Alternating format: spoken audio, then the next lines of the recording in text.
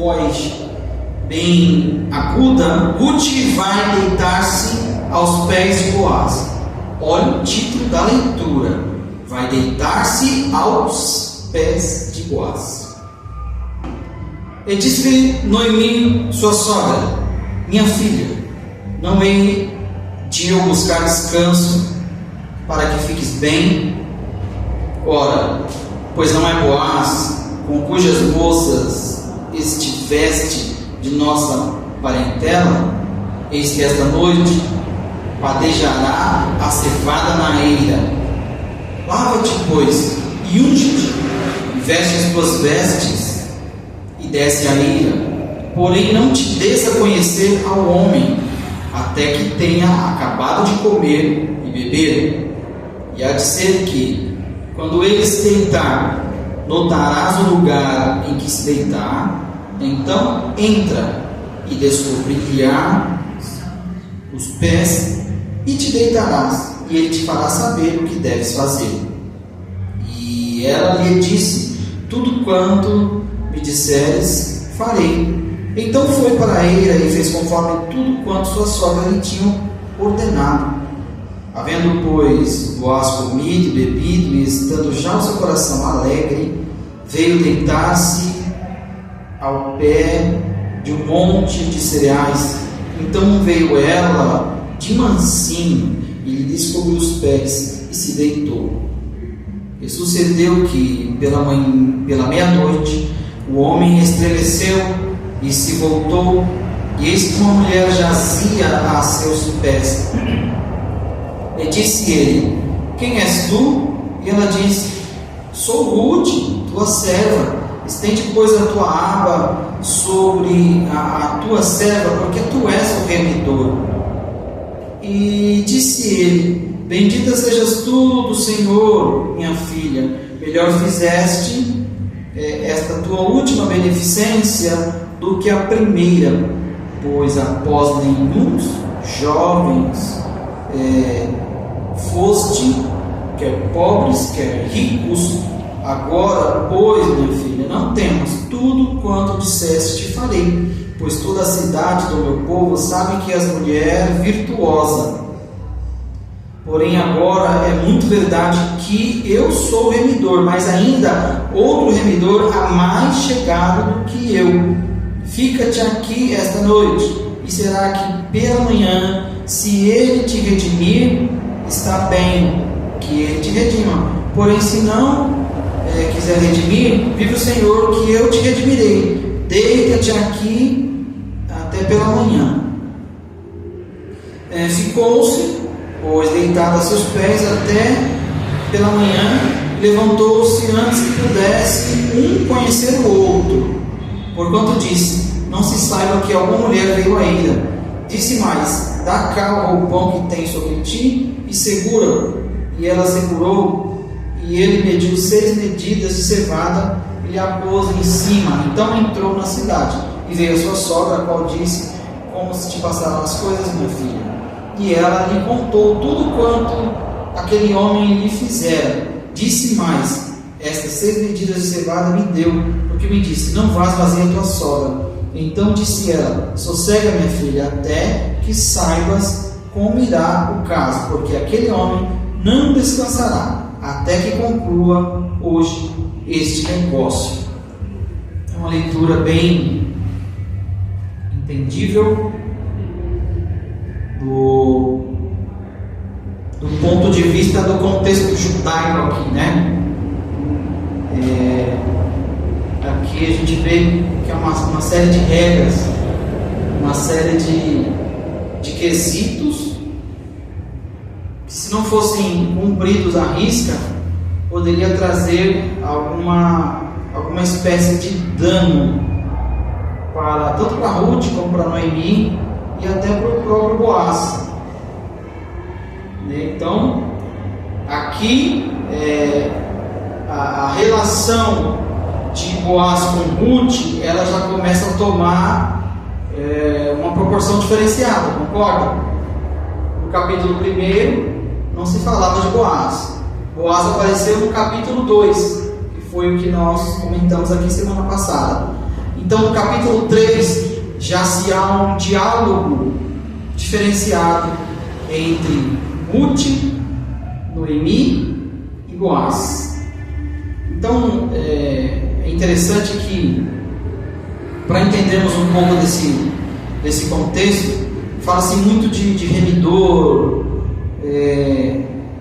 no verso 9, tu és o remidor, até porque, por Noemi entender que Boaz era um dos seus parentes, e ele realmente era um dos remidores, mas Boaz respeita aqui a lei do parente mais próximo.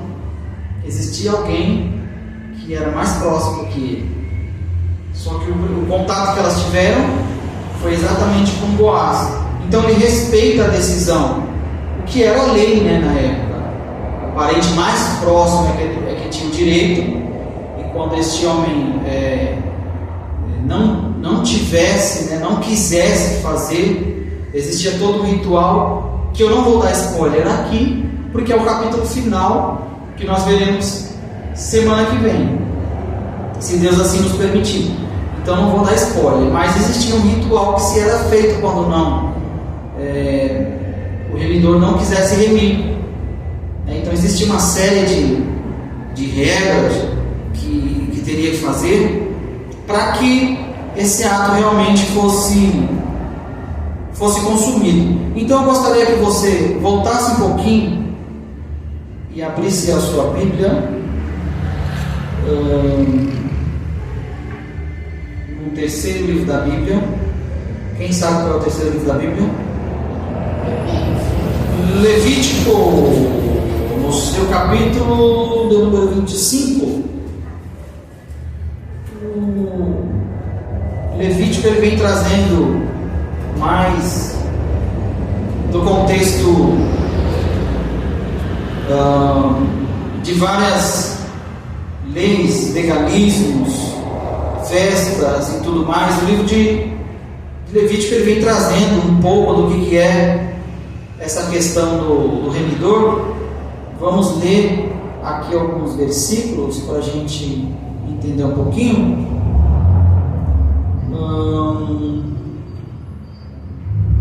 A partir aqui do verso de número 23, a palavra do Senhor, Levítico 25, a partir do verso 23, diz assim: também a terra não se venderá em perpetuidade, porque a terra é minha, pois vós sois estrangeiros e peregrinos comigo. Portanto, em toda a terra da vossa possessão dareis resgate à terra. Já está falando a questão de resgate aqui, O remidor vem da palavra, de resgate. Quando teu irmão empobrecer e vender alguma porção da sua possessão, então virá o seu resgatador, seu parente. Ele fala resgatador e parente, e resgatará o que vendeu seu irmão. E se alguém não tiver resgatador, porém a sua mão alcançar e achar o que basta para o seu resgate, então contará os anos desde a sua venda, e o que ficar restituirá o homem a quem vendeu e tornará a sua possessão. Mas se a sua mão não alcançar o que basta para restituí-la, então a que for vendida ficará na mão do comprador até o ano do jubileu. Porém o ano do jubileu sairá e ele tornará a sua possessão. E quando alguém vender uma casa de moradia em cidade murada, então a pode resgatar até que se cumpra o ano da sua venda. Durante um ano inteiro será lícito o seu resgate. Mas se passando-lhe um ano inteiro ainda não for resgatada, então a casa que estiver na cidade, que tem muro, em perpetuidade ficará o que a comprou pelas suas gerações, não sairá do jubileu. Aí vamos pular mais um pouquinho aqui, verso 33. E havendo feito resgate um dos levitas, então a casa comprada e a cidade da sua possessão sairão no jubileu, porque as casas da cidade dos levitas são a sua possessão no meio dos filhos de Israel. Verso 35: quando teu irmão empobrecer e as suas forças decaírem, então sustentá-lo-ás como estrangeiro e peregrino para que viva contigo. Não tomarás de usura nem ganho, mas do teu Deus terás temor, para que teu irmão viva contigo. Então aqui ele vai falando de uma série de situações, fala da questão do resgate. Tinha um tempo certinho do período de resgate, que aqui fala a questão de um ano, jubileu. Então tudo existia ali um legalismo, existia uma lei que Deus colocou e eles obedeciam à risca, porque eles eram escravos, viveram muito tempo na escravidão, e viviam sob as leis do Egito. Agora Deus estabelece algumas leis por meio de Moisés, né? Por isso que Moisés representa a lei. Ele veio trazer exatamente uma organização, porque concorda que eles, quando se vive debaixo de um jugo, você vive debaixo de uma escravidão, você acaba vivendo sobre as leis do Senhor, daquele Senhor que te escravizou. Então você não tem direito a nada, né? Você tem direito a não ter direito, né? Essa é a realidade, né? Um escravo tem direito a não ter direito. Então, como Deus instituiu que o povo saísse do Egito para prestar culto no deserto, e que Deus os levaria para uma terra boa, Deus precisava criar leis, Deus precisava criar ali algumas diretrizes para que o seu povo seguisse, né? Que realmente se tornasse realmente o povo que Deus queria que eles se tornassem. Então aqui vai falando de uma série de situações, vai falando da questão das posses, das terras, a lei do resgatador, e aí vai falando, né? Vamos dizer aqui, eles têm como base aquela questão do ano do jubileu, que é o ano que eles praticamente não trabalhavam. Eles tinham os anos de trabalho, tinham os anos de descanso. Se você olhar nos capítulos anteriores de Levítico, vai falar o ano do jubileu, que é esse capítulo nós estamos falando, vai detalhando aqui. Então ele vai falar sobre a lei do resgate. Eu não quero dar spoiler, porque no capítulo 4 a gente finaliza essa questão. Então, o que a gente vê primeiro aqui, nesse caso? Noemi dá uma ordem para Ruth. Em algum momento a Ruth cortou a palavra de Noemi? Não, né? Ela ouviu atentamente o que a sua sogra disse, porque ela conhecia da lei, ela conhecia como funcionava Israel, porque ela era de lá. Então ela ouviu direitinho os versos de 1 a 3, a estratégia que Noemi montou. E nesses versículos fala que que Boaz estaria ali, porque nessa época, no final, lembra que eu falei que elas chegaram no início da colheita, e conforme foi acabando os capítulos, eles estavam praticamente no final da colheita. Então, durante esse período se passaram algum tempo. Então, no final da colheita, os senhores reforçavam a questão da segurança no local, porque vinham muitos salteadores, porque os ladrões não vêm na hora que você está colhendo, ele vem depois que está tudo pronto, está tudo ensacado, se você separou aquilo que você não vai usar do que você vai usar, já está tudo bonitinho no saco, que você vai usar parte para consumir, parte para vender e ter a sua renda. Então os salteadores vinham nessa época e faziam aquela arruaça, né? Roubavam aquelas sacas. Então os donos, os senhores do campo, eles iam e ficavam ali para guardar aquilo que tinha sido feito nesse período. Então Noemi sabia disso. Então ela disse para Ruth: lava-te, ou na linguagem de hoje, toma um banho bem tomado, veste melhor da tua roupa. Ela pede até para ela se perfumar, né? Coloca um perfume e vá. Aí ela dá toda a diretriz, né, de como ela tem que fazer. Espera o momento certo em que ele for se deitar, e aí quando ele se deitar, você observa onde é que ele está, porque provavelmente estavam vários homens ali. Nessa situação eram os homens que iam. Então, homens, observa bastante, né? Ela falou, observa bastante para onde, direitinho porque onde ele vai se deitar. E aí quando ele se deitar, pegar no sono, você vai lá, descobre o pé e deita no pé dele. Era uma forma, um ritual que elas tinham de se intitular como serva. E a partir dali elas tinham um pezinho, vamos assim dizer, para fazer um pedido.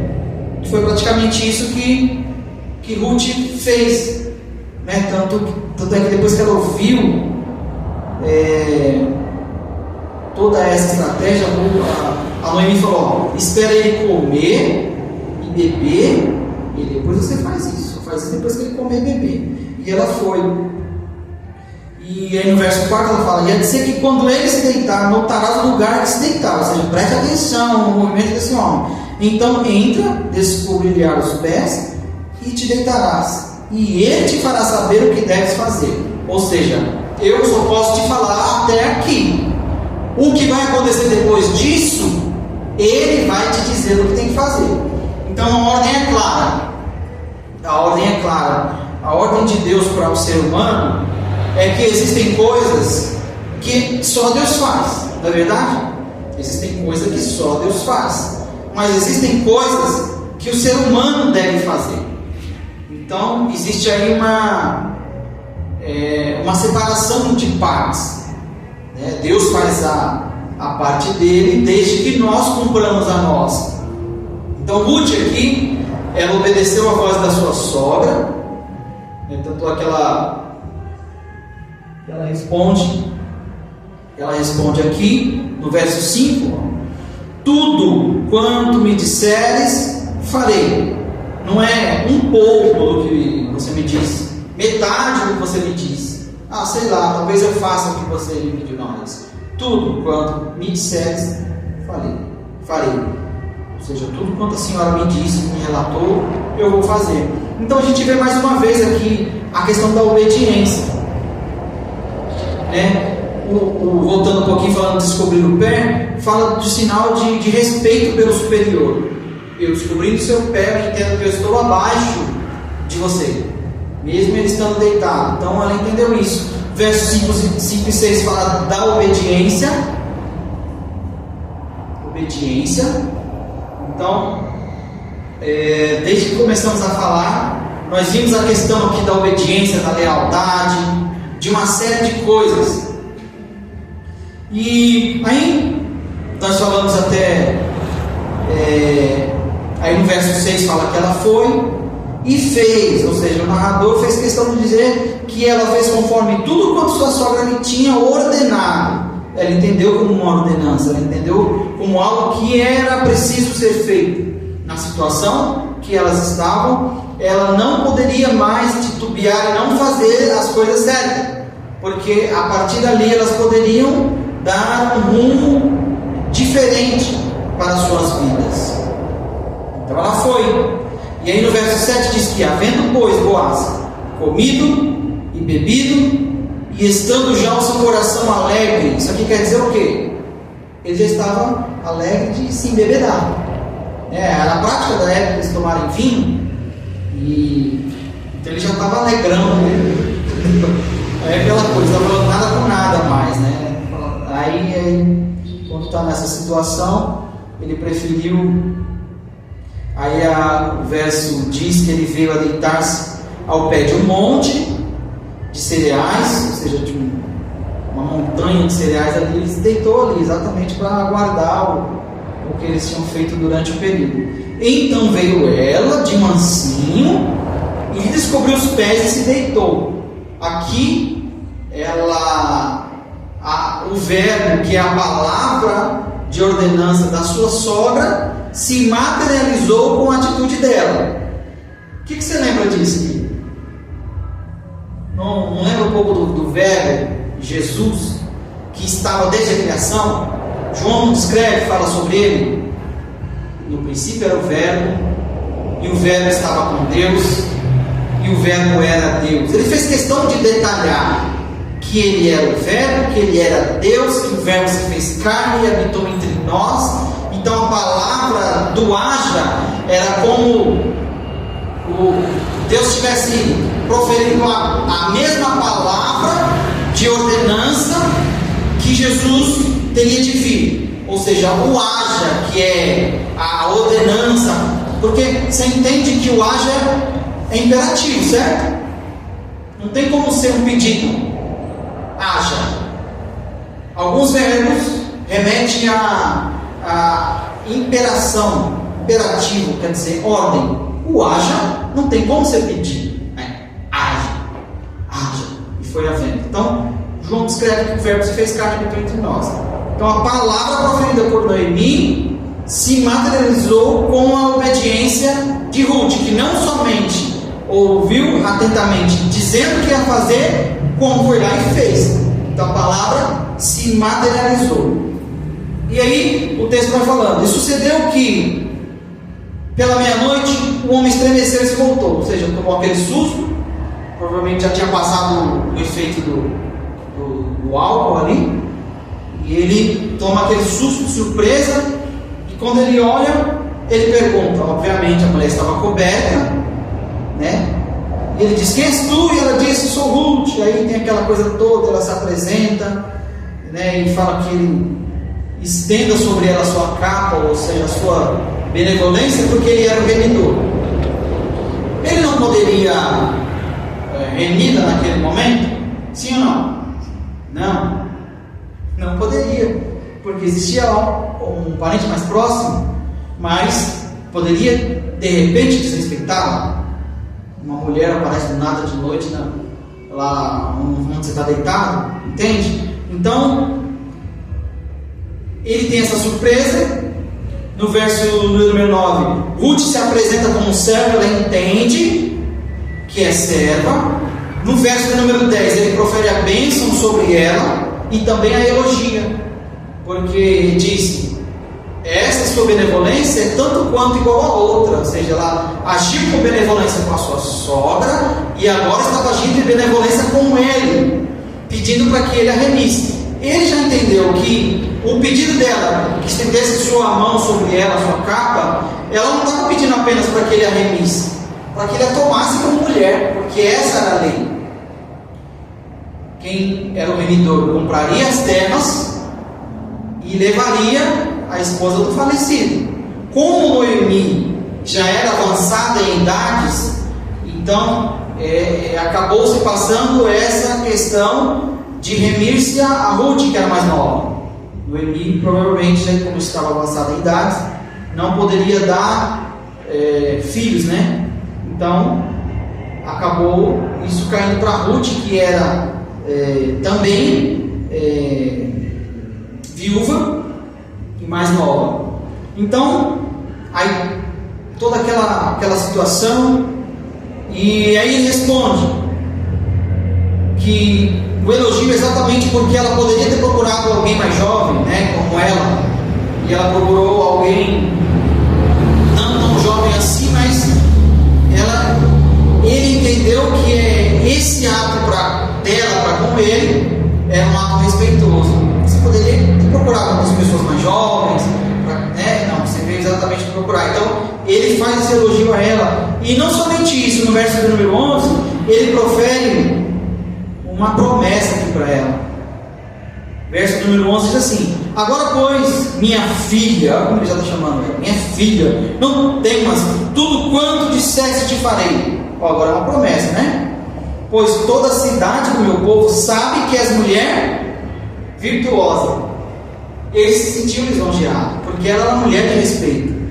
Ela era uma mulher respeitada. A fama de Ruth correu por aquelas cidades, vilarejos, porque ela foi uma pessoa leal, ela era uma pessoa obediente, trabalhadora, né? Os irmãos viram nos capítulos passados que ela colhia de manhã até a tarde, e quando tinha a oportunidade de comer, ela levava aquilo que sobrava da sua sogra. Ela não chegava em casa de mãos vazias, ela sempre trazia algo. Então ela era uma mulher virtuosa. Ele proferiu essa palavra de promessa para ela, e aí ele fala: porém agora é muito verdade que eu sou remidor. Ou seja, ele deixou claro, eu também sou remidor.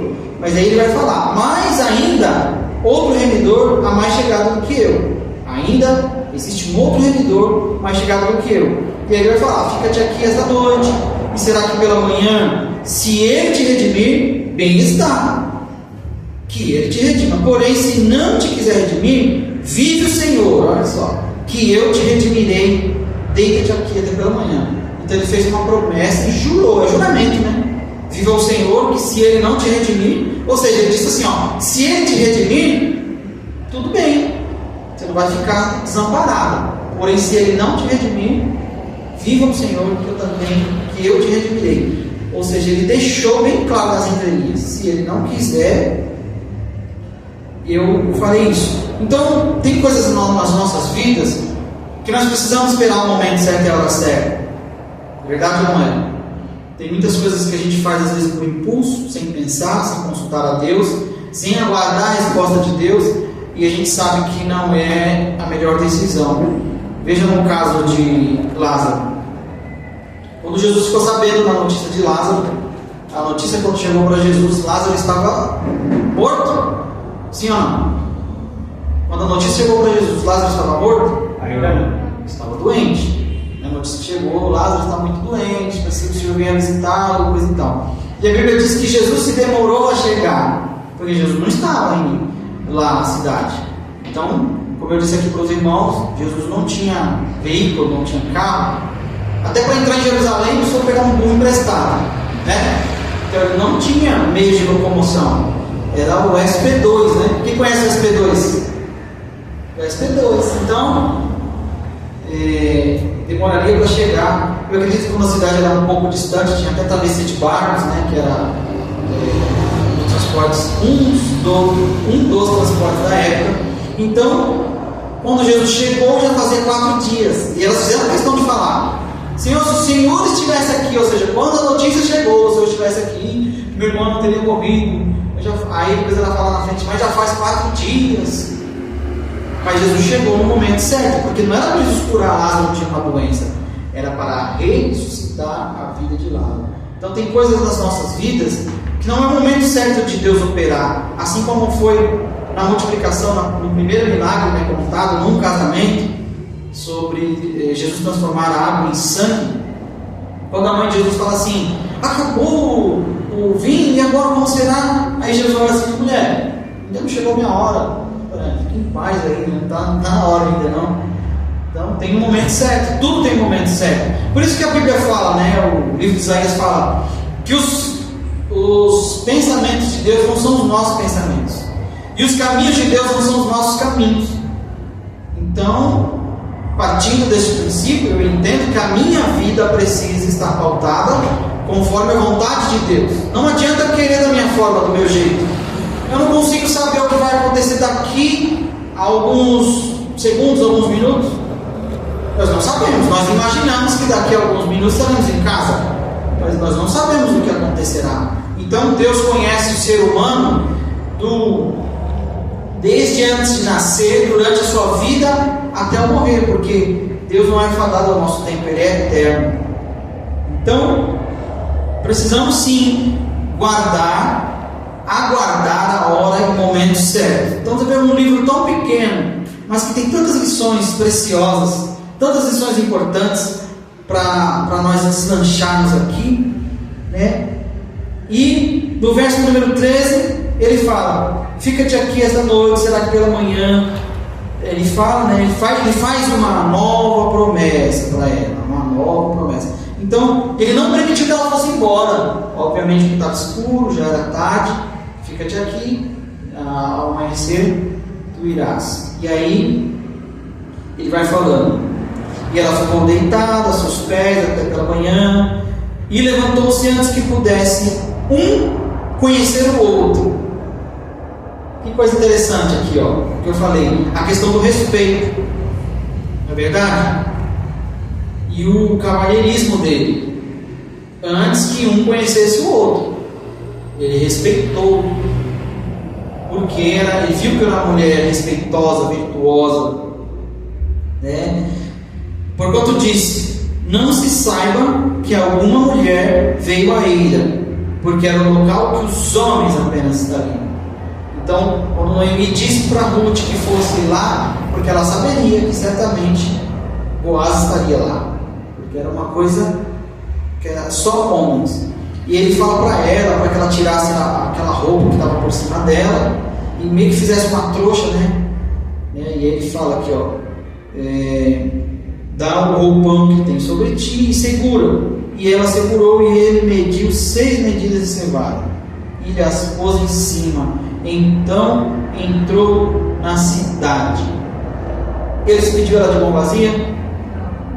E não é isso que Deus faz conosco? Sim ou não? Então aqui eu vejo também a provisão.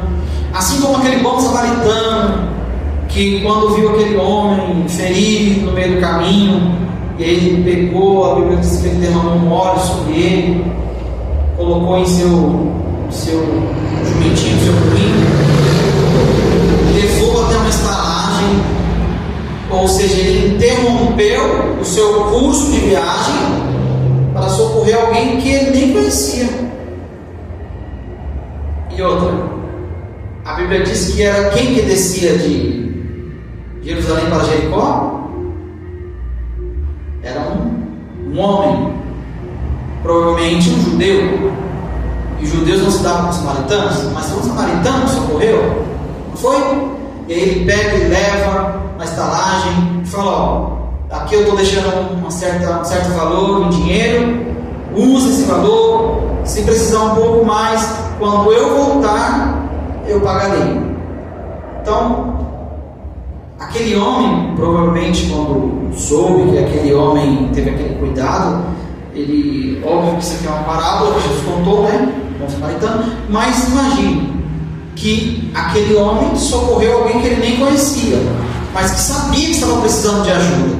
Então aqui, Boaz também não permitiu que Ruth fosse de mãos vazias, né? Ele não uma dispensa de mãos vazias, né? Como diz aqui o verso de número 17. E ela relata isso, né, no verso 17, quando ela volta para casa e vê a sua sogra, a qual disse: como se te passaram as coisas, ou seja, como que foi, minha filha, como que aconteceu, né, aquela coisa de mulher, né, conta aqui, minha filha, senta aqui, conta aqui. Aí ela foi detalhando: eu fiz exatamente como você disse, eu esperei, tal, e no momento certo, eu fui lá, tal. E ela lhe contou tudo quanto aquele homem lhe fizera. Ela falou: ele fez assim, ele fez assado, falou para que eu fizesse assim, tal, tal. E a sua sogra disse assim: então disse ela: sossega, minha filha, até que saibas como irá o caso, porque aquele homem não descansará até que conclua hoje este negócio. Olha que coisa maravilhosa. A Noemi entendeu: olha, fica sossegado, fica tranquila, porque aquele homem lá, ó, ele não vai sossegar enquanto não resolver esse problema. Que não remete a Cristo. Não remete a Cristo, porque Jesus esteve aqui, andou entre nós, operou milagres, maravilhas, curas, escolheu homens fadados ao erro, como eu e você, que mesmo andando com Jesus, ainda tinham suas falhas. Tanto é que Judas traiu Jesus, para que a Escritura se cumprisse. Mas Jesus veio até nós, mesmo sabendo que Judas o trairia, o escolheu como um dos 12. Sim ou não? Escolheu. Aí você tinha o Pedrão, que tinha o jeito dele. Aí tinha o outro que ficava mais próximo de Jesus. Aí tinha aqueles 3 que ficavam disputando quem era o melhor, quem Jesus amava mais. Em algum texto bíblico diz que uma das mães também veio perguntar para Jesus quem que Jesus gostava mais, não é? Os mais queridos. Então tinha isso, mas ainda assim a obra de Jesus só foi consumida quando ele esteve lá no madeiro, quando a Bíblia fala que ele derramou todo o seu sangue pela humanidade, que ele esteve ali, que ele fez tudo o que tinha que fazer. no capítulo número 53 do livro de Isaías, fala que como um cordeiro mudo, ele foi levado ao matadouro, não abriu a sua boca, né? Era desprezado, era o mais indigno entre os homens, homem de dores, homem experimentado pelo trabalho, mas a Bíblia fala que ele sofreu tudo, sem nada reclamar, e ainda foi levado até a morte de cruz. E aí, um dos brados, né, uma das passagens mais incríveis da Bíblia, quando Jesus olha para o céu e diz: Pai, ou seja, tetelestai, está consumado. Então, o ato de Jesus Cristo de ter vindo aqui, de ter feito curas, não era ainda o auge do seu ministério. Sim, era cada pedacinho do que fez importante, mas era o fato de ter vindo até esta terra, pisado aqui, ter nos ensinado o que é possível, e ali naquele último ato de sua passagem terrena como homem, ele levar a culpa de todo o pecado da humanidade sobre si, e dizer agora: Pai, cumpri, tetelestai, está consumado. Então, Noemi entendeu agora: aquele homem não irá descansar enquanto essa história não se desenrolar. Ele vai resolver, que era uma coisa de homens, era só homens que resolviam isso. Eu estou dando um pouco de spoiler aqui, para que vocês fiquem com aquela questão assim: como será que vai desenrolar isso aí, né? No capítulo 4 a gente vai ver como que vai desenrolar essa história. Então aqui o verso 18, quando ela diz para a sua nora que aquele homem não descansaria enquanto não resolvesse essa questão, eu aqui entendo que a gente precisa ter a virtude da espera, porque não adiantaria a preocupação, não adiantaria a curiosidade, não adiantaria qualquer outro tipo de situação a não ser a espera. E a espera parece que para nós é algo meio que ilusório, né? O ser humano não gosta de esperar, não é verdade? Você vai num estabelecimento, chega lá, você olha assim: ixi, tem fila, vou em outro. Aí você chega no outro, e tem fila. Você procura, pode ver, pelo menos nós somos assim. Se tiver alguém que é diferente de mim, você vai no supermercado, aí você vai se dirigir aos caixas, aí tem 20 caixas lá. Qual que é a nossa primeira atitude? Deixa eu olhar qual que está mais vazio. É ou não é? É verdade? Porque o ser humano não tem a virtude de esperar. O ser humano quer em meia hora fazer uma compra no mercado. Eu estou observando que o que o senhor falou aconteceu comigo hoje. Eu fui com uma consulta médica e quando eu cheguei não tinha ninguém na sala de espera. Eu fiquei numa alegria tão grande, falei: eu não vou ter que esperar. Então o ser humano tem isso, né? Exatamente. Existe um erro nessa forma da gente não querer esperar, porque há momentos que a gente precisa ter essa virtude. Sim. Né? É óbvio que para todos nós não é fácil esperar, porque o ser humano em geral não tem essa virtude. Porém, a gente às vezes, quando vai passando o tempo, você vai aprendendo quanto vale a pena esperar algumas coisas. Sim. Né? Principalmente quando a gente espera em Deus. Melhor coisa. Porque é normal na ansiedade ir ao mercado, ir na feira, ir em qualquer lugar, querer sair o mais rápido possível. Mas quando se trata de Deus, a gente tem que saber ter a virtude de esperar. Porque Ele sempre faz na hora certa e no tempo certo. Exatamente. Então, eu coloquei esse ponto exatamente como o fechamento desse capítulo. Aqui é a virtude da espera. Tem que se ter uma virtude no esperar, porque, como a gente fala, né, eu fico observando as pessoas e nós dizemos, eu estava inclusive comentando com a minha esposa no dia de hoje sobre algumas situações do mundo, na ocasião nós falávamos exatamente dos ataques do Hamas contra Israel. E então, a virtude da espera na vida do cristão, ela pauta toda a nossa vida. E como pequenos cristos, representantes de Cristo que somos, essa virtude tem que fazer parte das nossas vidas. Nós jamais temos que entrar na pilha do mundo e reclamar: ai meu Deus, esse banco tem fila, esse mercado sempre tem fila, tem um monte de caixa fechado, por isso que dá esse monte de fila. E você acaba entrando na pilha do mundo de reclamar e de maldizer, e uma hora o governo, outra hora a empresa, outra hora o marido, outra hora a esposa, outra hora o filho, e não sei o que. Você está procurando algo para reclamar. Viver em São Paulo, você tem que ter a virtude da espera. Não tem jeito, senão você não vive em São Paulo, porque todo mundo quer vir para cá. Então o número de pessoas é grande. Então dificilmente você vai chegar no banco, não vai ter fila. No mercado, não vai ter fila. Em ponto de ônibus, dificilmente. No metrô, no trem, não importa. Aonde você for, que vai ter movimento de pessoas, é provável que tenha fila. Imagine se não tivesse fila. Como que ia ser? Como que os atendentes iam saber quem chegou primeiro? Ia ter que ficar uma pessoa assim, olhando: aquele homem de camisa vermelha chegou primeiro, aquele senhor de camisa preta chegou depois. Não tem como. E outra, aí tem outra coisa que a gente faz. Você vai no local que tem que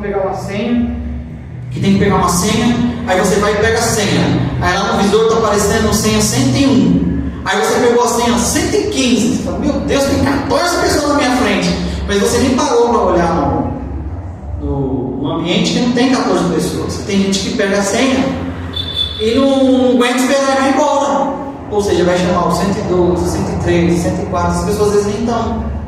Ou seja, aí aquela questão de sofrimento: meu Deus, eu vou ter que esperar 14 pessoas na minha frente. Você está sofrendo por antecedência. Às vezes não tem 14 pessoas, tem menos. Só que por não ter a virtude da espera, você começa a sofrer antes do tempo. Então não é melhor esperar?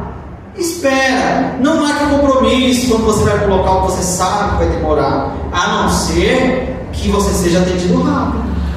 Então viver em São Paulo é essa vida. O que as pessoas querem é assim: eu gasto 30 minutos de carro daqui para lá, então ela vai sair de casa exatamente com 30 minutos. Só que ela não está imaginando que pode acontecer uma situação adversa que não estava no script. Raposo mesmo, a gente olha da nossa janela lá, né? Dá pra ver, Raposo está andando bem. 2 minutos, 3 minutos depois desse intervalo até chegar lá, pode acontecer um acidente aí. Então, o ideal, a virtude da espera também te ensina a ser precavido, a sair um pouco mais cedo, a se preparar um pouco mais. Sai mais cedo, né? Meia hora, eu gasto, sai uns 40, 45 minutos no mínimo, para que você não se frustre, né? Às vezes você correu por causa dessa meia hora que você programou, quando você está chegando ao ponto do seu ônibus, vai embora. Então aquela meia hora já se foi, porque o próximo vai demorar 10 minutos, 15 minutos para passar novamente. Então aquela meia hora já foi. Então, virtude da espera. Ela diz para ela: agora não resta mais, fica tranquila, fica calma, porque aquele homem não irá descansar enquanto esse assunto não se resolver. Então aqui agora é a virtude da espera. O que nós veremos daqui para frente, só semana que vem, se Deus nos permitir, estaremos aqui fazendo o fechamento.